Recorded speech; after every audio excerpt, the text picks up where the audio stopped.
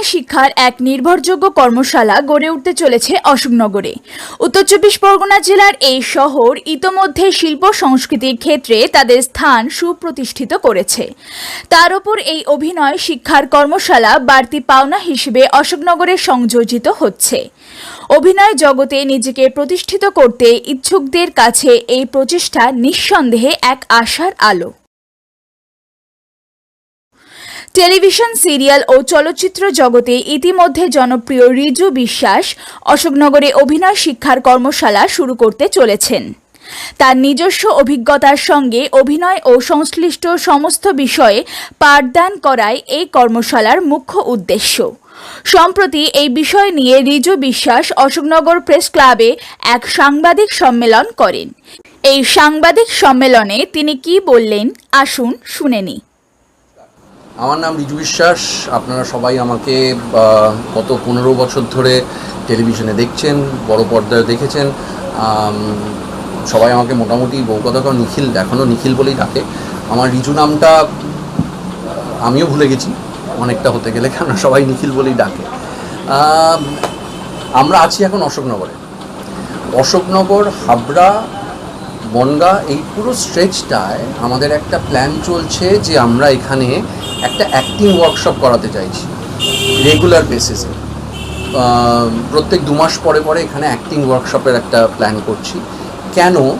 কেননা আমাদের এখানে যেটা হচ্ছে যে অশোকনগরের মতো জায়গায় যেখানে অনেক কালচারাল ব্যাপারটা নিয়ে আমরা কিন্তু, আমি ছোটোবেলাও দেখেছিলাম, শুনি যে কালচারালি এখানকার লোকেরা কিন্তু ভীষণ অ্যাক্টিভ বা তারা চায় জিনিসগুলোকে, কিন্তু ইনফ্রাস্ট্রাকচার বা সেরকম কোনো লিঙ্ক বা প্রপার যোগাযোগ না থাকায় সেটা কিন্তু সেভাবে কেউ করতে পারছে না।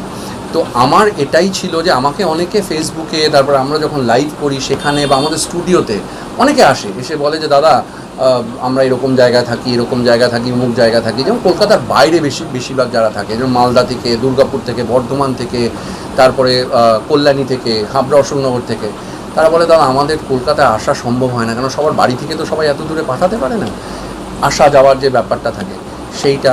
তার থেকেও বড় কথা আরেকটা যেটা আছে যে ফাইন্যান্সিয়াল ব্যাপারটা।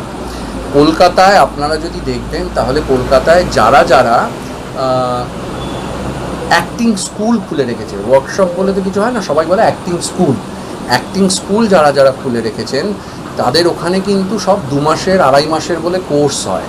সেই অ্যাক্টিং কোর্সে বা অ্যাক্টিং স্কুলে যেটা হচ্ছে সেখানে যে ফিজ বা যে স্ট্রাকচারটা সেটা কিন্তু আমাদের মোটামুটি মিডল ক্লাসের যারা আমরা সবাই তো মিডল ক্লাসের এখানে, তাদের জন্য কিন্তু ওটা একটা ট্যাক্সিং বা একটা কিন্তু বার্ডেন হয়ে যায়।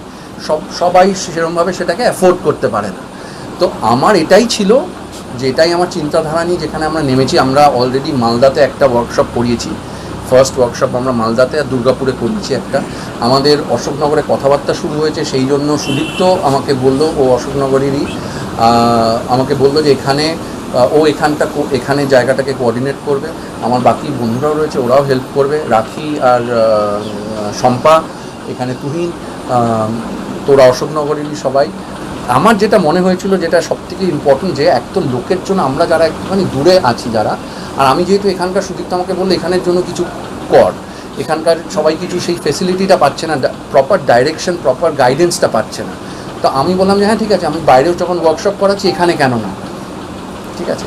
সেইভাবে কিন্তু আমাদের মাথার মধ্যে এটা এলো যে আমরা এটা শুরু করব।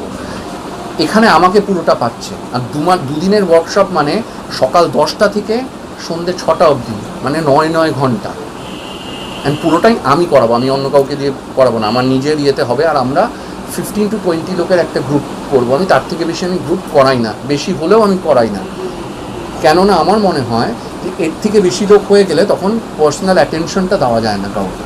এখানে আমরা কি করব 2 ঘন্টা, আমার পয়েন্ট হলো যে এখানে 2 ঘন্টাতেও কেউ কাউকে তুমি বড় অ্যাক্টর বানিয়ে দিতে পারবে না।